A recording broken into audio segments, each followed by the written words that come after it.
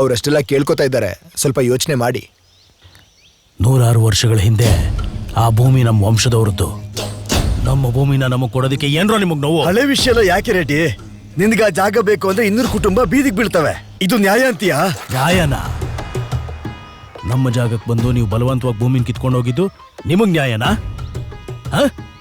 ನಮ್ಮ ಮಾವನ್ ಶವಾನ ದಹನಕ್ಕೆ ತಗೊಂಡೋಗ್ತಿದ್ರೆ ನಿಲ್ಸಿದ್ರಲ್ಲ, ಅದು ನ್ಯಾಯನಾ? ನ್ಯಾಯದ ಬಗ್ಗೆ ನೀನ್ ಮಾತಾಡ್ತಾ ಇದ್ಯಾ? ಇವನ್ ತಮ್ಮನ್ನ ನೀನ್ ಸಾಯಿಸ್ದೆ, ಅದಕ್ಕೆ ಹೆಂಗ್ ಮಾಡಿದ್ರು ಅವರು? ನಮ್ಮನೆ ಹೆಣ್ಮಗಳನ್ನ ಹಾರಿಸ್ಕೊಂಡು ಹೋಗ್ತಾ ಇದ್ರೆ ನೋಡ್ಕೊಂಡು ಸುಮ್ಮನೆ ಕೂತಿರ್ತೀವಿ. ನಾವೇನ್ ಕೈಗೆ ಬಳೆ ತೊಡ್ಕೊಂಡಿದೀವಿ ಅನ್ಕೊಂಡಿದ್ಯಾ? ಈಗ ಹಳೆ ಕತೆ ಎಲ್ಲ ಏನಿಕೋ, ಕೆಲಸ ನೋಡು.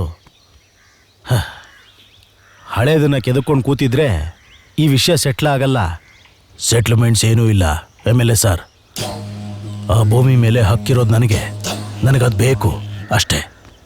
ಈ ಕಾಲೋನಿಯವರೆಲ್ಲ ಯಾವ ಬಾವಿಗೆ ಬಿದ್ದು ಸತ್ರೂ ನನಗೇನೂ ಆಗಲ್ಲ. ಬೀದಿಗೆ ಬರ್ತೀವಿ ಅಂತ ಕಣ್ಣೀರು ಹಾಕ್ತಾ ಕೂತ್ರೆ ಇಲ್ಲಿ ದಯೆ ದಾಕ್ಷಿಣ್ಯ ಏನೂ ಇಲ್ಲ.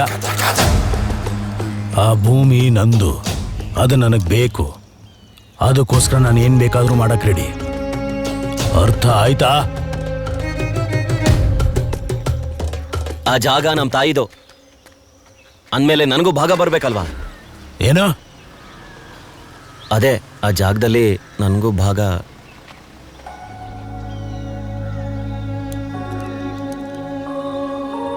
ನಿನಗೊಂದು 3 ವರ್ಷ ಅನ್ಸುತ್ತೆ ನಿಮ್ಮಪ್ಪನ್ನ ನಾನು ಸಾಯಿಸಿದಾಗ. ಆಗ ನೀನು ಚಿಕ್ಕ ಮಗು. ಇನ್ನು ಹೋಗ್ಲಿ ಅಂತ ಕರುಣೆಯಿಂದ ನಿನ್ನ ಬಿಟ್ಟು ಕಳಿಸ್ದೆ.